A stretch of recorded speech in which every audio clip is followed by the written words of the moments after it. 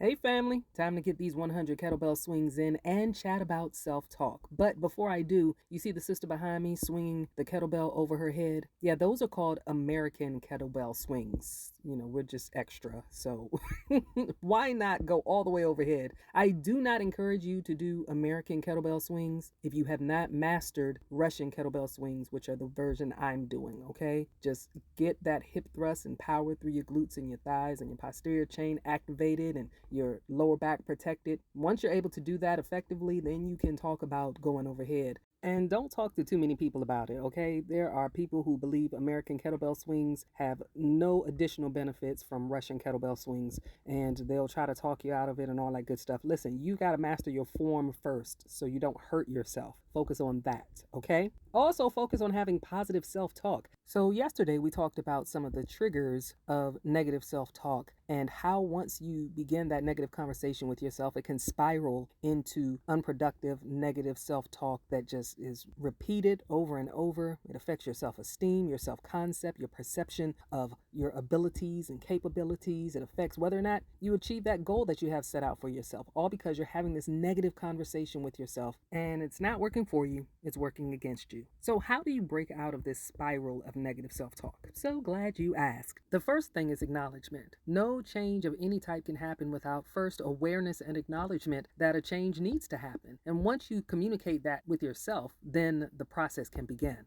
So, actually listen to you. Like your subconscious is always listening to you, but you listen to you. Take an audit of the language that you use and how you think about yourself. Take an audit of your mindset. And if it needs to be corrected, then let's do the work to correct it.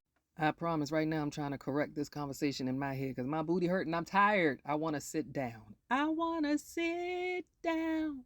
One way to stop a negative self talk spiral is to introduce a new conversation, one that's more productive and in alignment with the goals that you're trying to achieve. So for me, that's listening to gospel music, maybe speaking positive affirmations out loud. I even listen to other motivational speakers or even watch my own videos back just to get some positive language into my system so then I can repeat that as opposed to the negative conversations. Another thing you can do is to learn what a weak word is versus a strong word. And then when you catch yourself thinking those words or actually using them, you can stop, reframe the language, and say something different to yourself or to the situation. For example, instead of saying something like, I can't do 100 kettlebell swings a day, maybe I'll try my best and trust God with the rest. Yeah, stop using weak words and use strong words. Then you've got the possibility of being able to achieve something you never even thought that you could. That's how you break that negative cycle of self talk.